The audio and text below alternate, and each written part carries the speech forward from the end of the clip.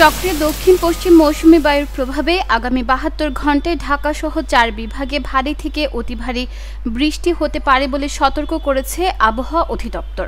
বৃহস্পতিবার সকালে ভারী বৃষ্টিপাতের সতর্ক বার্তায় এ তথ্য জানিয়েছে সংস্থাটি।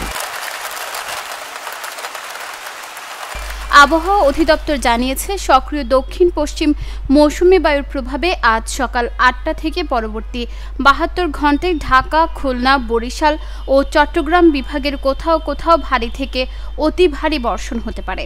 অতি ভারী বর্ষণের কারণে চট্টগ্রাম বিভাগের পাহাড়ি এলাকার কোথাও কোথাও ভূমিধসের শঙ্কা রয়েছে।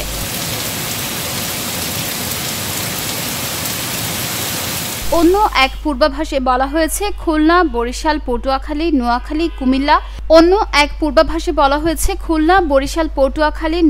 কুমিল্লা, চট্টগ্রাম এবং কক্সবাজার অঞ্চলগুলোর ওপর দিয়ে দক্ষিণ বা দক্ষিণ পূর্ব দিক থেকে ঘন্টায় ৪৫ থেকে ৬০ কিলোমিটার বেগে বৃষ্টি বা বজ্র বৃষ্টি সহ অস্থায়ীভাবে দমকা অথবা ঝড়ো হাওয়া বয়ে যেতে পারে। এসব এলাকার নদীবন্দরগুলোকে ১ নম্বর সতর্কতার সংকেত দেখাতে বলা হয়েছে।